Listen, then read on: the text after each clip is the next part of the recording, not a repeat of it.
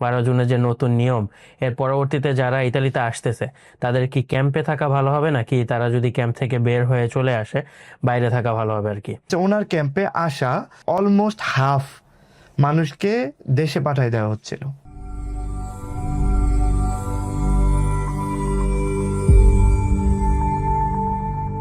আসসালামু আলাইকুম ভাইয়া।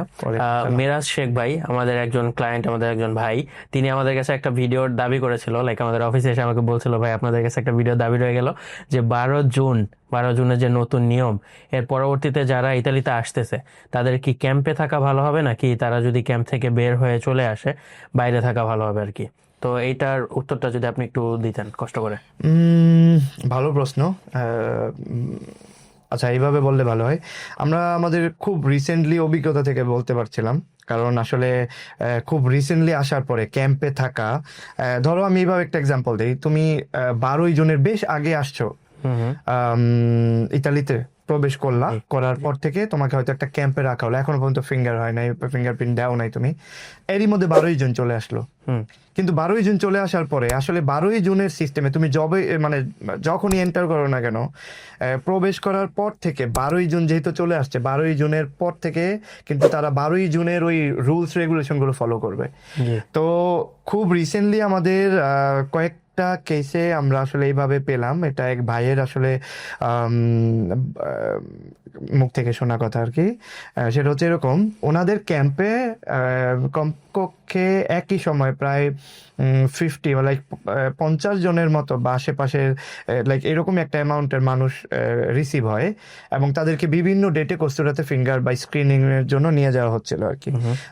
এবং স্বাভাবিকভাবে একটা থাকার জায়গা দেওয়া, তারপর হচ্ছে তোমার অন্যান্য আনুষঙ্গিক যা যা ব্যবস্থা আছে সেগুলো, কিন্তু কোনো ধরনের অন্যান্য কোনো সাপোর্টিং ডকুমেন্ট না দেওয়া, চিকিৎসা সেবা ইত্যাদি ওগুলো ছিল, অন্য অন্য কিছু সাপোর্টিং ডকুমেন্ট বলতে লাইক যেমন আমরা আগে দেখতাম যে আসলে হ্যাঁ ইত্যাদি ইত্যাদি, তারপর অনেক সময় দেখা যায় রেসিডেন্সের ব্যাপারগুলো করে ফেলতো।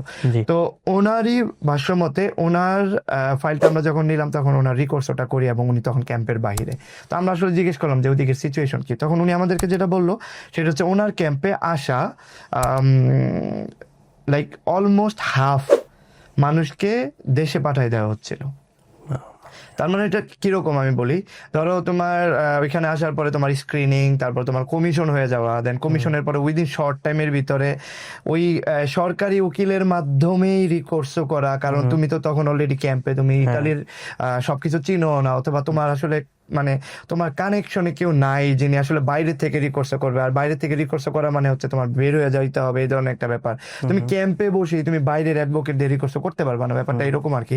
তো ওই রকম সিচুয়েশনে যখনই আসলে তোমার ওই কমিশনে যখন নেগেটিভ আসে, রিকোর্সতেও যখন নেগেটিভ দিয়ে দেয়, সাসপেন্সিভে না দেওয়া হয়, সেই অবস্থাতে তোমার কস্তুরা যদি তোমাকে ডেকে নেওয়া হয়, তুমি তখন এক্সপলসিয়নের একটা পর্যায়ে পড়ে যাও। তার মানে ওরা চাইলে ইমিডিয়েটলি তখন তোমাকে দেশে পাঠিয়ে দিতে পারবে, কারণ তোমার গল্পটা ভিত্তিহীন ছিল, তোমার আসার কারণটা ভিত্তিহীন ছিল, ইত্যাদি ইত্যাদি। তো এই ভাইয়ের প্রশ্নের উত্তরে যদি এইভাবে বলি, ক্যাম্পে থাকাটা এই মুহূর্তে নিরাপদ না, স্পেশালি যারা নতুন আসছে এবং আসবে।